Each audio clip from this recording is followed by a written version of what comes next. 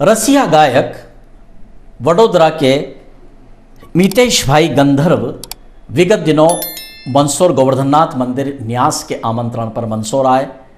उन्होंने जीवागंज में रसिया महोत्सव का जो आनंद बिखेरा उसकी पूरे नगर में चर्चा है। उनसे एक खास चर्चा भी डेस न्यूज ने की है।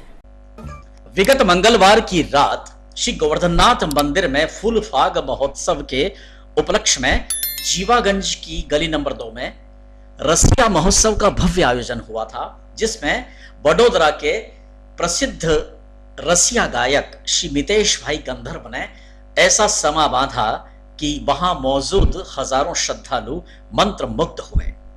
पहली बार मंदसौर नगर में रसिया महोत्सव का यह आयोजन हुआ, जिसे सभी ने खूब देखा और सराहा। मितेश भाई गंधर्व से गोलोकवासी अंतरराष्ट्रीय भगवताचार्य पंडित मदन लाल जी जोशी के निवास पर उनका आत्मीय स्वागत और सम्मान करते हुए डेस न्यूज ने एक खास चर्चा भी की है। आप सुनिएगा।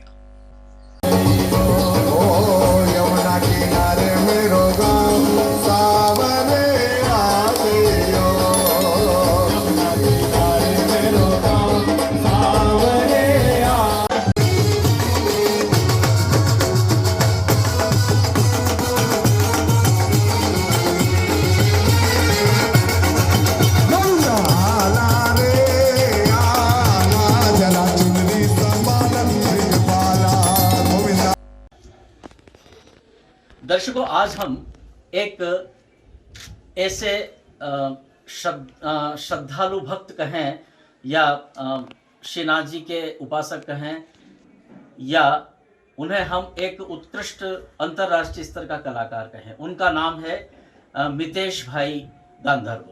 वे वडोदरा से आए हैं और पुष्टि मार्ग के क्षेत्र में आपकी बहुत गहरी रुचि है और गहरा ज्ञान भी है। और वडोदरा के वल्लभ राय जी के मंदिर में आप मुख्य कीर्तनिया हैं और 4 पीढ़ी से आप कीर्तनिया हैं।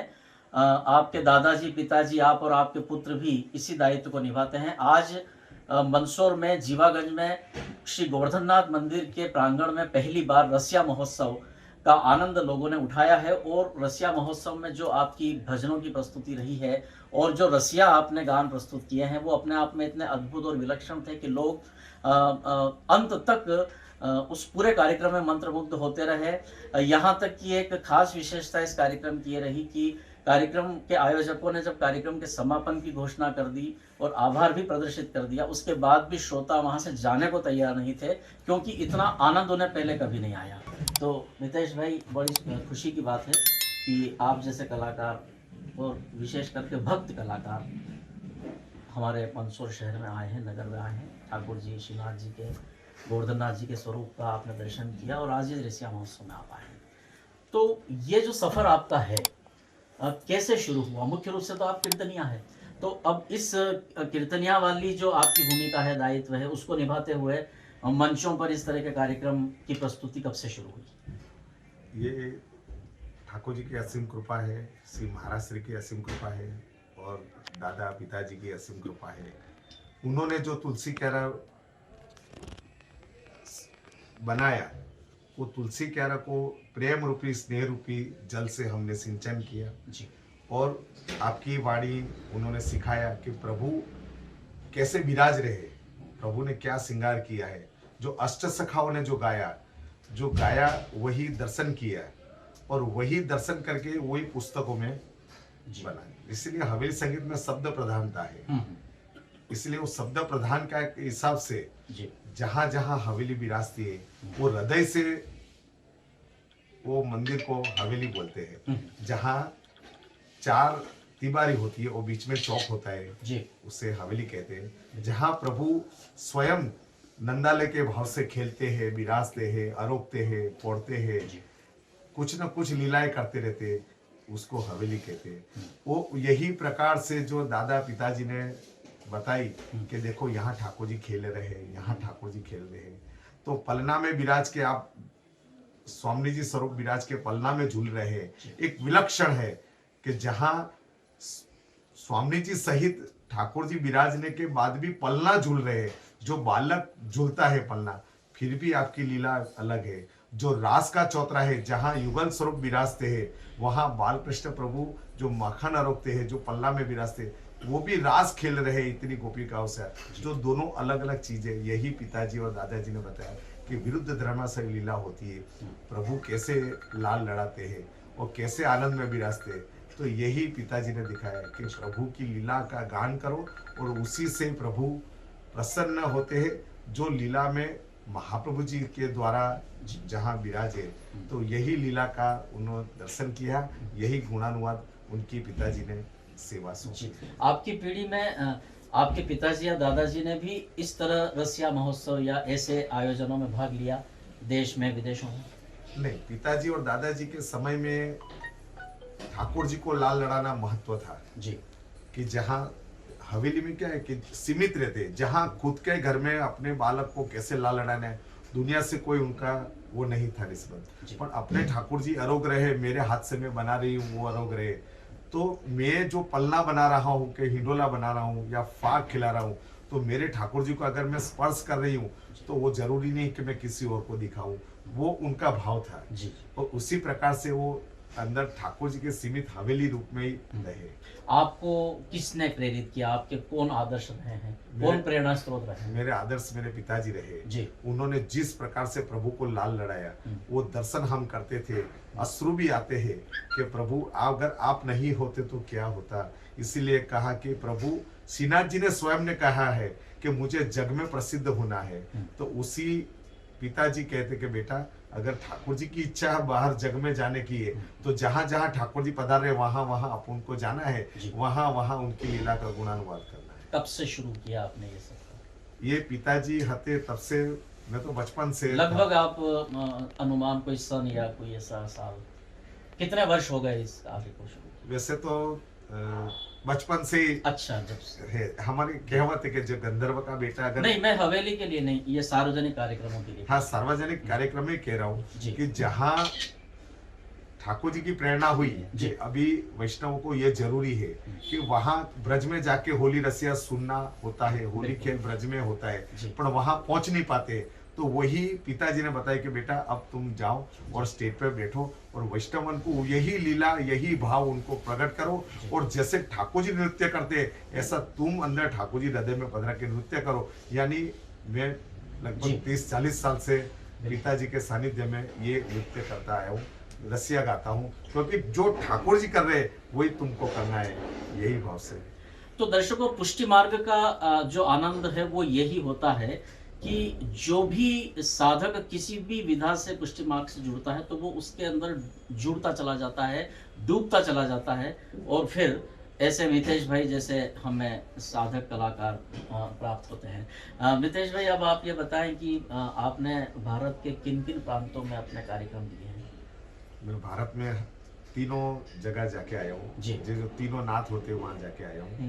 अभी हिमालय तरफ बाकी है जी। पर पूज्य द्वारकेश लाल जी, षष्ठ पीठाधीश्वर द्वारकेश लाल जी महाराज श्री के साथ मुझे पूरे भारत में प्रवास मिला है जी। उनके साथ America, London, Dubai, Singapore, New Zealand, ये हर जगह उनके साथ मुझे जाना हुआ है जी। और यही सेवा उनके आशीर्वाद से करता हूँ। विदेशों में आप जाते हैं, प्रायः देखा जाता है कि हमारे यहाँ का जो यूथ है, हमारे यहाँ का युवा है, वो विदेशों से ज़्यादा प्रभावित है, लेकिन आपको लोग विदेशों में बुलाते हैं। तो हमारी जो मूल कला है, हमारी जो संस्कृति है, जो जिस संगीत की विधा से आप जुड़े हैं, उसके विदेशों में जो प्रशंसक और जो दीवाने होते हैं, वो जो अनुभूति आपको वहाँ होती है एक कलाकार के रूप में, क्या कहना चाहेंगे? वो एक ही बात है कि अगर ये लोग यहाँ से कर्म भूमि कर्म करने गए वहाँ जी, तो कर्म के लिए कहीं न कहीं प्रेम ढूंढते हैं, स्नेह ढूंढते हैं, हूफ ढूंढते हैं। तो उसी प्रकार से जो मेरे से बचपन से मुझे जुड़े हुए, मेरे पिताजी से जुड़े, वो लोग वहाँ हमको बुलाते हैं और कहते हैं कि हमने ब्रेड बर्तन तो बहुत देखा, पर प्रिय नवनीत पाल ने जुने, जहाँ माखन है, जहाँ गैया है, वो जमुना जी का आनंद है, जो गिरिराज जी का है जी, सुआ, पोपट, मोर, ये सबकी अगर वाणी हमने नहीं सुन रहे तो आप आओ और हमको वही वाणी का आनंद करो। अगर वो वाणी गा रहे हैं तो मैं वही मानता हूँ कि जिस घर में ठाकुर जी विराज रहे वो ब्रज नंदालयी हो जाता है, इसीलिए वैष्णव बुलाते हैं। बहुत आपने अच्छी बात कही। मितेश भाई, आज का जो ये भागम भाग का युग है, लोगों के पास समय कम, काम ज़्यादा रहता है और वे तनावग्रस्त रहते हैं। तो ऐसी स्थिति में ये जो रसिया महोत्सव और आप जैसे जो भक्ति संगीत के बड़े कलाकार हैं, वो जब लोगों के बीच में जाते हैं और अपनी प्रस्तुति देते हैं, तो शायद लोग अपनी सारी चिंताएँ भूल जाते हैं, अपने सारे तनाव भूल जाते हैं और एक जीवन का जो वास्तविक आनंद के पल होते हैं, वो व्यतीत करते हैं। ये हमने आज अनुभव भी किया है और आपने भी एक पूरा आनंद लिया है। तो हमारे मंदसौर नगर के जो श्रद्धालु श्रोता हैं, उनके बारे में आप क्या कहेंगे? उन्होंने कैसे आनंद लिया और आपको कैसा आनंद आया? एक प्रचलित भजन है कि चित तू सिद्धने चिंता करे, कृष्ण ने करऊ होते करे। जी, अगर आप ठाकुर जी के लिए अगर कुछ भी करना चाहते हो तो कोई अशक्य नहीं है, जो शक्य ही हो जाता है। बिल्कुल। अगर आप किसी कर्म के लिए दौड़ रहे हो तो ठाकुर जी भी वही कर्म करते थे, गाय चराना जाना, कहीं ना कहीं कुछ न कुछ नंद बाबा का खेती ने सब करना उनकी आज्ञा से होता रहता था। इस युग में जब हम यहाँ आए तो मुझे यही आनंद आया कि वैष्णव पूरा सब छोड़ के आए और जहाँ पूरे हृदय में आज उनके हृदय के अंदर से जो ठाकुर जी उनकी, मैंने कहीं कहीं वैष्णव में आंसू भी देखे, वो उनका छलक रहा था प्रेम कि अगर आज तक कहते हैं लोग के कुआं नवाव सब बंद हो गए, पर मैं ऐसा मानता हूँ कि जहाँ ठाकुर जी विराजते वहाँ कुएं का मीठा जल होता है और प्रेम रूपी डोरी डाल के अगर खींच लो तो वो जल मीठा ही मिलता है। वो जो आज मैंने यहाँ देखा और वैष्णव ने खूब प्रेम से मुझे सुना, मेरी जो वाणी पवित्र हुई और ठाकुर जी को यही प्रार्थना करूं कि जब भी यहाँ आना हो, कहीं भी आना हो, आप सबसे मिलना हो, तो मैं यही प्रार्थना करूं कि अगर मुझे जो कार्य ठाकुर जी के लिए सौंपा गया है, जब सदा उनके सन्मुख रहता हूं, तो यही विनती करूं कि प्रभु आप भी, मैं सन्मुख रहता हूं, आप मेरे साथ हो, पर वो लोग जहां भी रह रहे, पर प्रभु आप जहां रह रहे, आप वहां जाके उनको सुख समृद्धि आनंद देना, ये मैं उनसे विनती करूं। मितेश भाई, सरकार का रसिया महोत्सव जैसी कला के प्रति क्या रवैया है? क्या वो इस कला को प्रोत्साहित करती है? ये सब अपनी अपनी रुचि का है जी।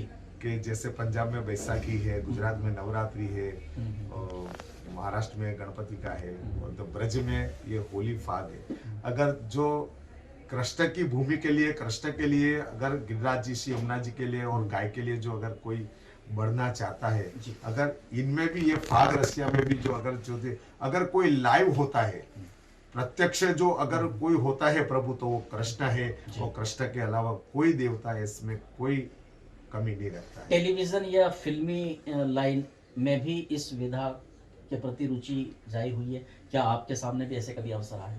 हाँ, मैंने श्री महाराष्ट्र के साथ श्री वल्लभाचार्य जी जो फिल्म भी नहीं बनी, उसमें मैंने मेरा स्वर दिया है, उसमें थोड़ी एक्टिंग भी की है महाराष्ट्र के साथ जी। और कई नामी कलाकारों के साथ भी गाना हुआ, जैसे रूप कुमार जी हैं, कल्याण जी आनंद जी हैं, उन लोगों के साथ गाना हुआ है। उन लोगों के पद, उनको रुचि हुई पद के लिए, पर आज क्या है, आजकल के लोगों फास्ट का जमाना है, वो माखन खाने की रुचि नहीं रखते, ब्रेड बटर की रुचि रखते हैं। अगर माँ बाप जहाँ विराज रहे, अगर उनको भी आप सम्मान दे दोगे तो आपका कार्य भी सफल हो जाएगा। यही रुचि अगर जो सब में आ जाएगी तो कहीं और जाने की जरूरत ही नहीं है। आपकी जो परिवार की अगली पीढ़ी है, क्या वो भी इसी परंपरा को आगे बढ़ाए? हाँ जी, मेरा पुत्र मालव गंधर्व वो चौथी पीढ़ी पर है और अभी डिप्लो किया, डिग्री में लास्ट ईयर है और ठाकुर जी से और यही विनती करूं कि ऐसे आज के युवा संगीत में रुचि रखें,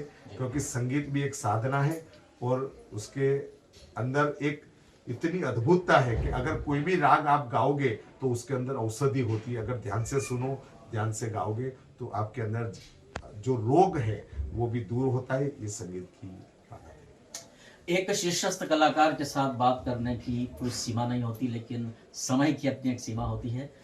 मितेश भाई ने एक बहुत ही अद्भुत कार्यक्रम प्रस्तुत किया और हमसे बातचीत के लिए भी समय निकाला। आपको बहुत बहुत धन्यवाद।